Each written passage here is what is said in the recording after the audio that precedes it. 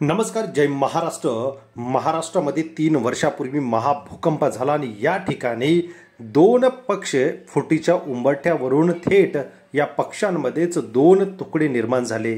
तर मुळामध्ये खरी शिवसेना एकनाथ शिंदे यांच्या ताब्यात गेली, तर उद्धव ठाकरे यांच्याकडचे सर्वच आमदार खासदार हे जवळपास उद्धव ठाकरेंची साथ सोडत शिंदेंकडे गेले।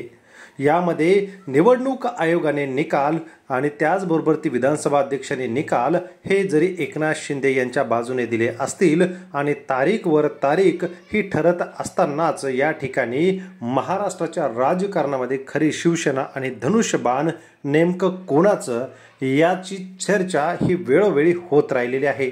अनेक तज्ञांनी मत व्यक्त केलेलं आहे, तर उद्धव ठाकरे यांच्याकडची खरी शिवसेना ही खरी आहे असं अनेक जण म्हणतात, तर एकनाथ शिंदे यांच्याकडची शिवसेना ही जनतेने न्याय करून दाखवल्याची चर्चा वेळोवेळी रंगू लागलेली आहे। यातच महत्त्वाची घटना आता तब्बल 1.5 वर्षानंतर घडत आहे।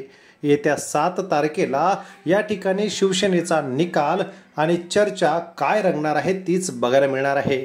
न्यायमूर्ती सूर्यकांत आणि न्यायमूर्ती NK सिंग यांच्या खंडपीठासमोर पुन्हा एकदा शिवसेना आणि राष्ट्रवादी पक्ष कोणाचा, अध्यक्ष कोण आणि याच पक्षाचे सर्वेसर्वा कोण याची सुनावणी आणि आमदार अपात्रतेची सुनावणी 7 मे रोजी पुन्हा होणार आहे।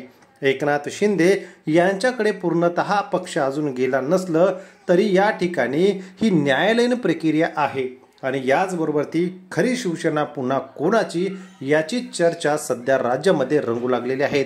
उद्धव ठाकरे यांच्या पक्षाला पुन्हा एकदा शिवसेना आणि धनुष्यबाण चिन्ह मिळेल अशी अपेक्षा आहे, तर राज्यामध्ये एकनाथ शिंदे यांच्याकडचे धनुष्यबाण राहणार अशी ही चर्चा तज्ज्ञांकडून व्यक्त केली जात आहे। मुळामध्ये खरी शिवसेना कोणाची आहे हे याबाबत आपण आपल्या प्रतिक्रिया कमेंट बॉक्समध्ये नक्की कळवा। व मित्रांनो, अजूनही आपण या चॅनलला सबस्क्राईब केलं नसेल तर सबस्क्राईब करा आणि 7 तारखेला येणारा निकाल काय लागतो याकडे मात्र आता सर्वांचं लक्ष लागलेलं आहे। धन्यवाद।